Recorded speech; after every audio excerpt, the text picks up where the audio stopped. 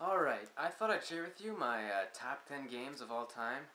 Um, I'm not going to do this in any particular order because honestly I can't order these, top all-time games of all time. I can't really put numbers on those. It's pretty hard. It's already hard enough to come up with top 10 games. So basically what I'm going to do is I'm just going to read off each different game, no particular order, and just say a little bit about it, how the history it has with me and stuff. So yeah, number one is Super Mario 64. Obviously an instant classic. For me, I had an N64, but for some reason I never had this game. I don't know why. I got it years later and it was a blast, and I don't know. I can tell it was a really good game, obviously, and it's just a great game. I never had it, but it's still up there on the list. Still fun to play even today. Second on the list, I got Gears of War series. I can't really. There's Gears 2 and Gears 1. I can't pick what one's the best. I really like them both. So if there's ever a series of games, I'll probably just pick the series instead of picking out an individual game, just because it's easier that way. But yeah, Gears of War is just really fun. I just like the feel of moving on your character and stuff, and the everything about the game. I just like it. The environment, the graphics. It's a really good exclusive game for the Xbox 360. So those two games are enjoyable. Then I have Road Rash 2.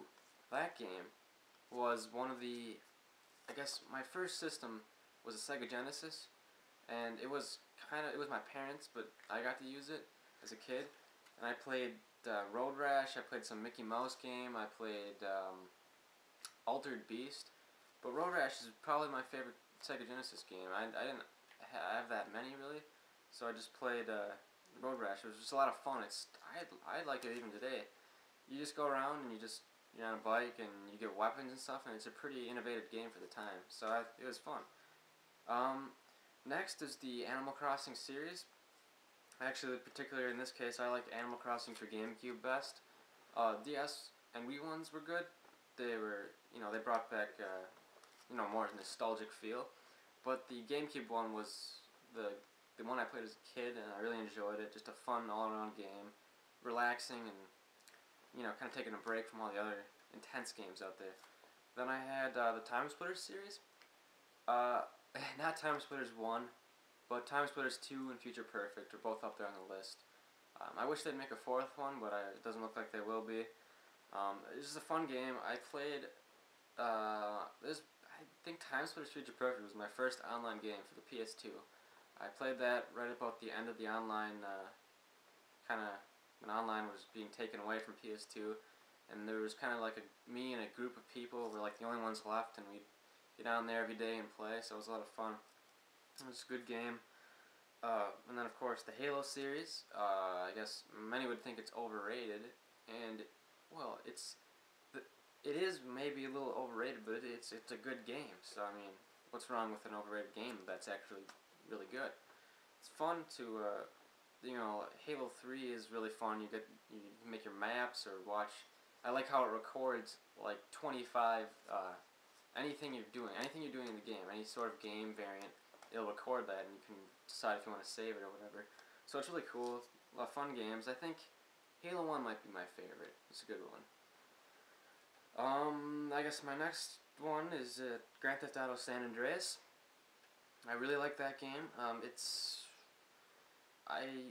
is my favorite Grand Theft Auto game. I like the story, the atmosphere, the map, everything about it. I like all the stuff that you can do. Grand Theft Auto 4, I like, but it's just not the same. You got the generic, city life, just everything kind of looks the same. It's not as memorable as, like the desert and all the little Easter eggs and stuff you had in San Andreas, and I just really like the story and everything about that game. Okay, then we got the Burnout series. I think I've played Burnout Paradise longer than I've played any game ever. I've logged, I don't know, I've logged a couple hundred hours on that game actually. I think I'm nearing like 200. I play that all the time. It's not, Burnout Paradise is probably, I think Burnout Revenge is my favorite one. I don't know, it's hard to say. I like them all though. Burnout 3 is good. I started as a kid with Burnout 1 and 2. I guess I kind of liked it just because it was my parents just picked me out those two racing games, and I just liked it because it was like the only racing games the first ones I ever played, so I kind of liked it. And then the series kind of took a complete leap with 3, and things got really good. I didn't have a PS2, so I couldn't get it. And years later, I ended up getting Revenge and getting all the old ones and new ones, and I picked it up again. So that was really fun. I guess my next one is Hot Wheels Turbo Racing for N64. I got an N64 for Christmas. So my N64 was my first system that was actually mine. The Genesis was my parents'. I got to use it. But Hot Wheels Turbo Racing I got that with my N64 for Christmas one year. And my sister got Rugrats Treasure Hunt or something like that, and I pretty much got them both because she never played it. But yeah, it was a really fun game. There's a lot of cool things you could do in that game. It was a lot of fun. Saw flips and stuff, and all the Hot Wheels games today just don't have that same Hot Wheels feel that you did with Turbo Racing. You kind of actually felt like you were on the track, like the Hot Wheels track and stuff. And now all the other ones are just kind of crap today, so I don't know. And last on the list is kind of a rare one. Probably have never heard of it, but Rocket Robot on Wheels. This is a game made by Sucker Punch, the same people who made Sly Cooper, the Sly games. This was their first game, N64 exclusive, and it was mind-blowing graphics. Gameplay was insane. I mean, this was a good game. I mean, you could level up there with Super Mario 64. It's just literally nobody knows about this game even today. It's such an underrated game. It's just it was really good. I mean, for the day when I was a kid, it was fun. I'm sure it wouldn't be quite as fun today, but it was up there. It was really good. Yeah, so those are just basically the 10 top games I could think of off the top of my head. Yeah. Yeah.